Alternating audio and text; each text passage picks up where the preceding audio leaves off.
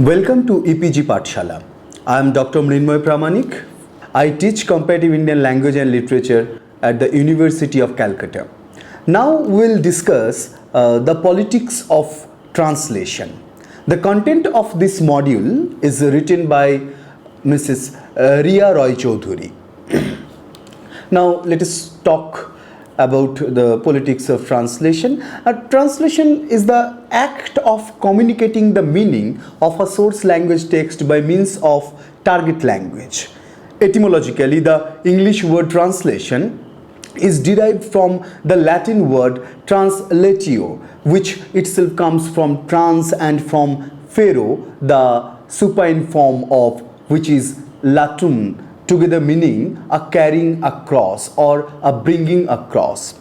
It is one of the basic human activities and is thus an age-old phenomena.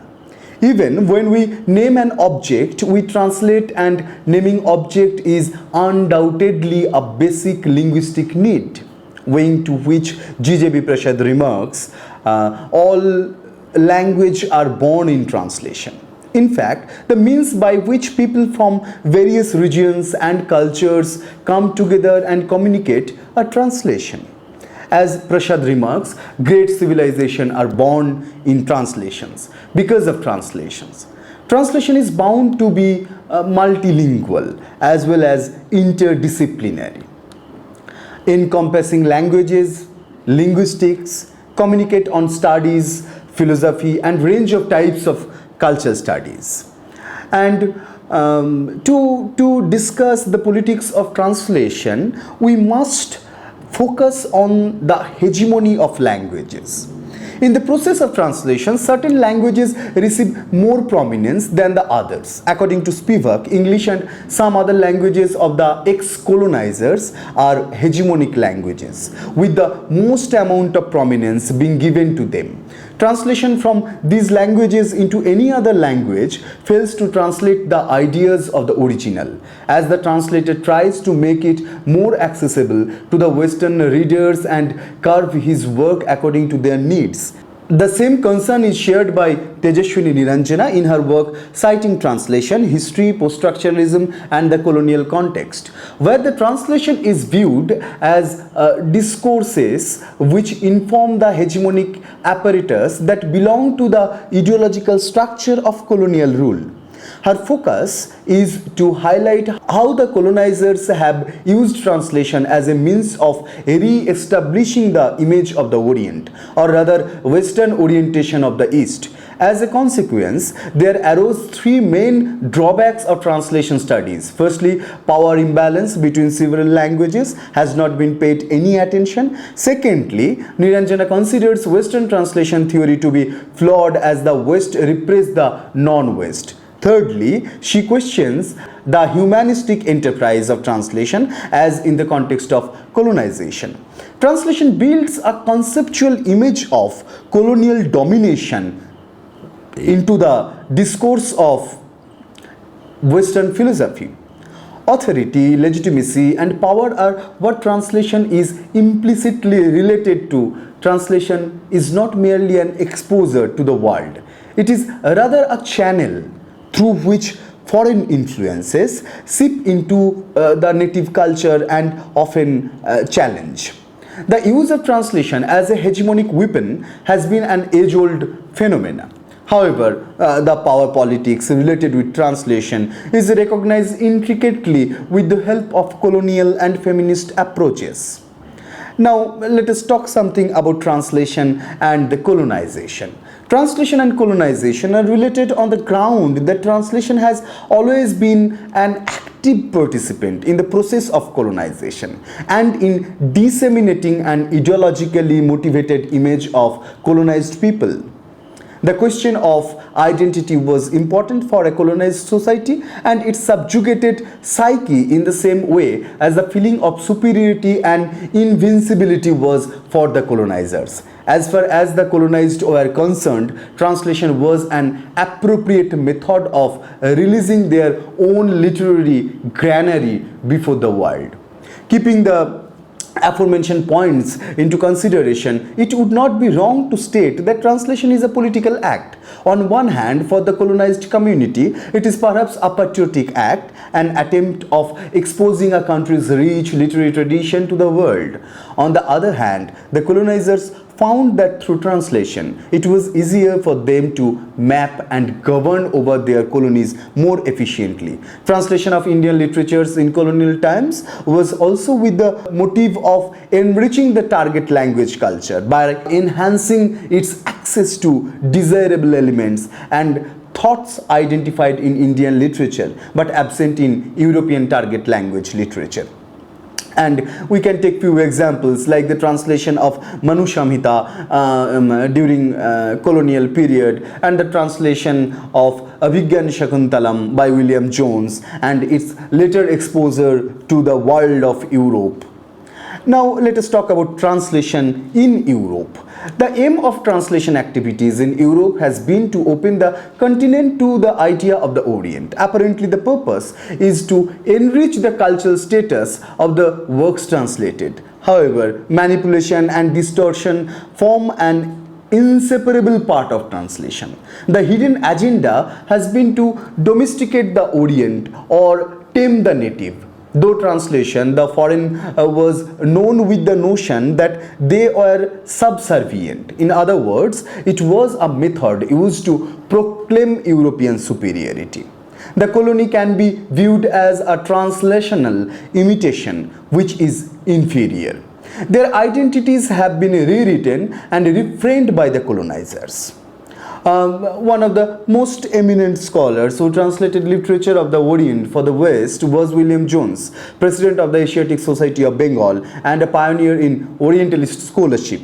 Working from the premise of cultural superiority of Europe and faith in the advanced nature of European civilization, Jones divided the world into two hubs.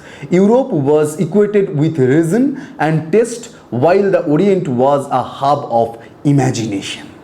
His translation of the Gita Govinda designates it as a mystical text, while in Hindu mythology the text deals with more than mysticism. It is an amalgamation of eros, devotion and mysticism. Thus, it would not be wrong to assert that Jones wanted to translate it conforming to the European taste.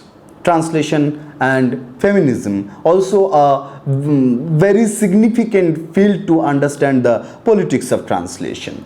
In the seminal essay, The Politics of Translation by Gayatri Chakraborty Spivak brings together post-colonialist, post-structuralist and feminist approaches. Spivak is one of the most eminent feminist critics on translation who calls on surrender of self by the translator to the text. It is to dissolve one's own identity and to work under someone else's title. She emphasizes upon the fact that a woman translator should consider language as a clue to the working of a gendered agency. For a non-European woman translator, bringing up the rhetoricity of the original is often insufficient. This insufficiency is often deliberate, so that the needs and demands of the target audience are given more priority. Sherry Simon identifies sexism in translation studies, which preaches the notions of faithfulness, fidelity, dominance. Subnotions and images were evident in the 17th century in the translations into French. Las Belles Infieles that were aesthetically beautiful but unfaithful, or George Taylor's depiction of translation with an image of penetration in After Babel. The feminist theorists draw a parallel between translation and the status of women in society, as both are considered as inferior. While translation is inferior to the original, women are to the men in a male-dominated society, thereby placing both translation and women to the bottom of the social and literary ladder. Now let us come into the point of translation in India, and let us see the politics of translation in Indian context.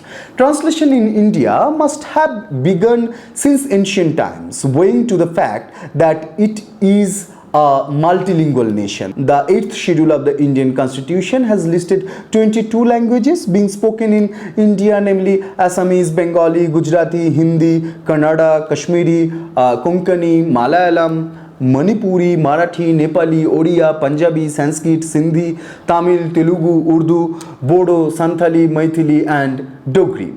However, the actual number of languages spoken in India far exceeds the number. The People's Linguistic Survey of India, which is popularly known as PLSI, a linguistic survey launched in 2010 and conducted by 3,500 volunteers, including 2,000 language experts, social historians, and staff of Bhasha Research and Publication Center, Baroda, identifies 780 languages in India. This translation of one language into another, for example, translation of Telugu literature into Bangla, Malayalam, Hindi, and vice versa, was done with the purpose of establishing understanding between various linguistic, regional, and cultural communities of independent India. It is to enrich the spirit of unity in diversity and bridge the gap between various states with diverse cultures united by the same national history.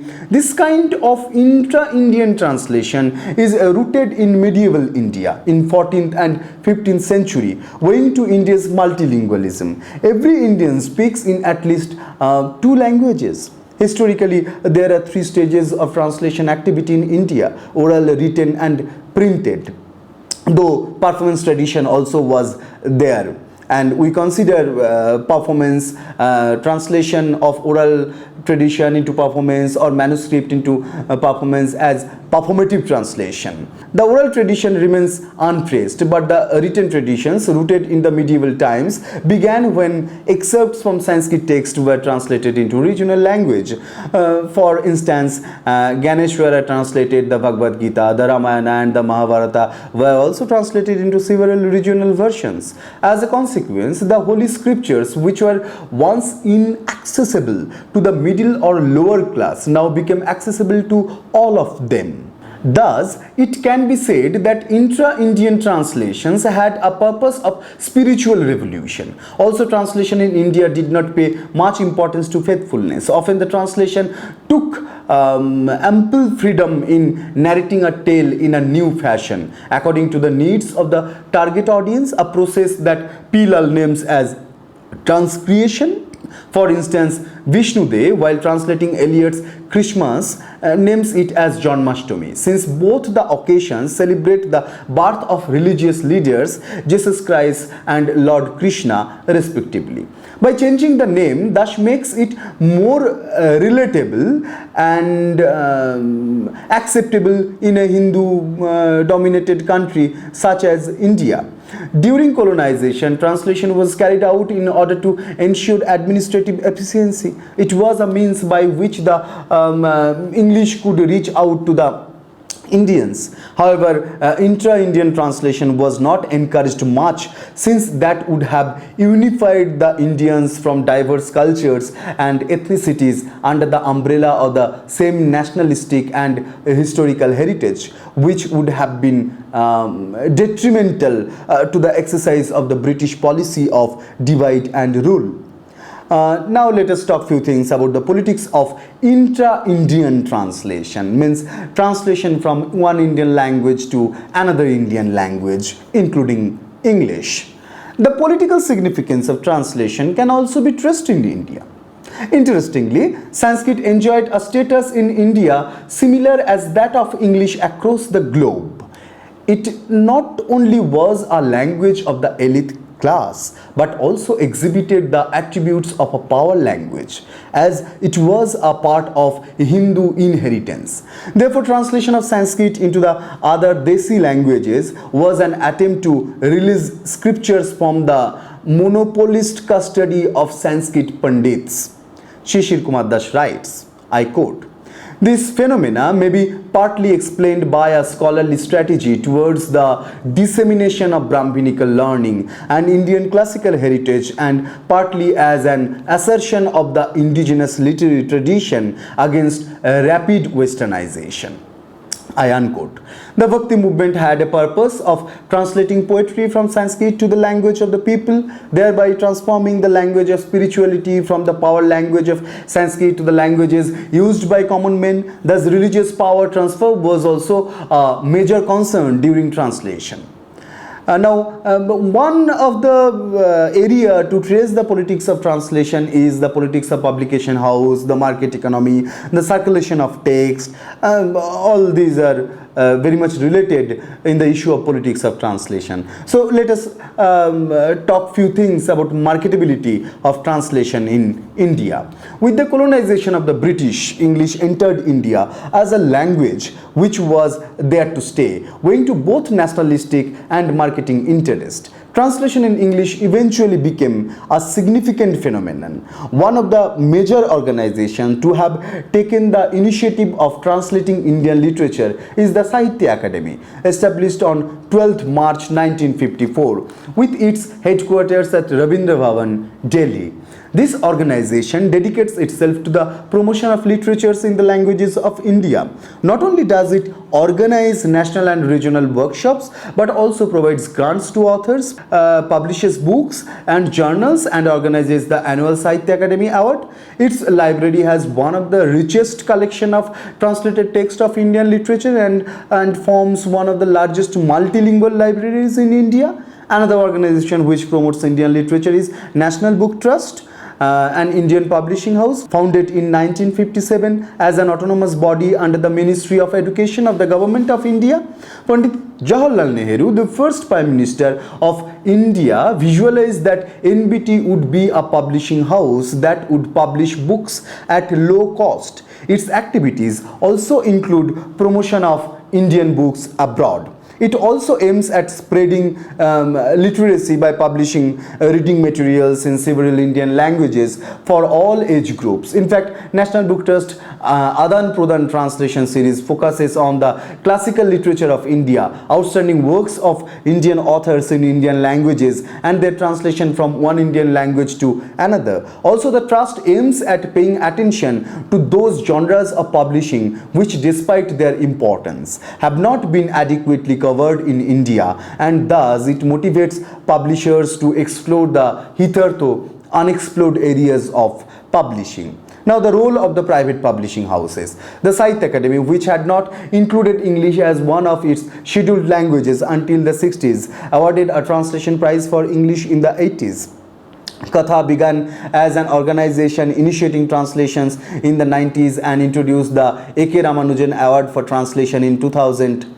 The Crossword group of bookshops in India introduced English translation. There have been more than 5 national seminars on translation in India in the past few years. About 20 universities teach courses on translation studies and Indian literature in English. Penguin and Picador have also included ILET in their list of books. Translation of Indian regional languages into English has always been wrought with complication. This is because on one hand, English in India is viewed as a power language, and on the other, it incorporates the baggage of its colonial inheritance. However, with the influence of globalization in the recent centuries and branding of Indian literature in the international book and awards market, especially after Salman Rushdie received the Booker Prize in 1981, there has been a boom in translation market in which there has been a huge contribution of the private publication houses. In 1988 and 1990, Katha, one of the significant contributors in the Indian literature in translation industry, was founded. In 1996, Macmillan published its first 11 novel set of its modern Indian novels in translation. Macmillan published its first 11 novel set of its modern Indian novels in translation. Orient Longman came up with its series of literature in translation. Thus, the goals of translation extended from enhancing national culture to making it a more marketable act. This was an opportunity for the private publishers to carve out a niche for themselves in the international market. Moreover, the private publishing houses were also carrying out the missionary activity, exploring unexplored, which National Book Trust has been ambitious of. Now, let us conclude our discussion. It has been discussed how translation has been influenced by several intricate processes and factors such as colonization, decolonization, patriotism, marketability, self-interest of private publishing houses, globalization and cultural exchange. India, being a multilingual nation, gives rise to a multicultural scenario. This makes translation of Indian literature even more complex a process. Indian literature in English translation is further complicated owing to the ambiguity with which English language is treated in India. On one hand, it has been the language of the colonizers, which make it a power language, and on the other, it is viewed as a means of enhancing social status. On one hand, it is a means of reaching out to the world and expose India's rich tradition and culture, while on the other hand, it is a threat to the regional languages of India, which tend to get obsolete with an ever increasing community of people speaking, writing and translating in English. This paradox of Indian literature in English translation makes the task of the translator even more difficult. If we would like to see the politics of translation in Indian context, we can see it from more other perspectives also. Like the whole category of Indian literature, whole idea of Indian literature actually made through translation, through intra-Indian translation, including all the languages of India and including English language translation also. So when we teach Indian literature in our academic discipline, we have to go to the translation, to the intra-Indian translation, because India is multilingual country, you all know, and the translation, intra-Indian translation or translation of Indian literature into English makes the category of Indian literature, because otherwise it is not possible to have access to all the Indian literatures. And now it is about the politics of the English literature department also, that most of the English literature department, or if I am not wrong, all the English literature department of the universities of India already introduced Indian literature in translation, Indian literature in English translation. So only through the translation, through the intra-Indian translation, we can imagine Indian literature, or we can have access to the Indian knowledge, ancient, medieval, modern and the contemporary knowledge, and the knowledge of diverse field, knowledge of different community, knowledge of different language and knowledge of different cultures. So translation in Indian context is very much significant, and the politics of translation also involves Indian academics, Indian literary disciplines. It may be comparative literature, it may be comparative Indian literature, or it may be English. Thank you.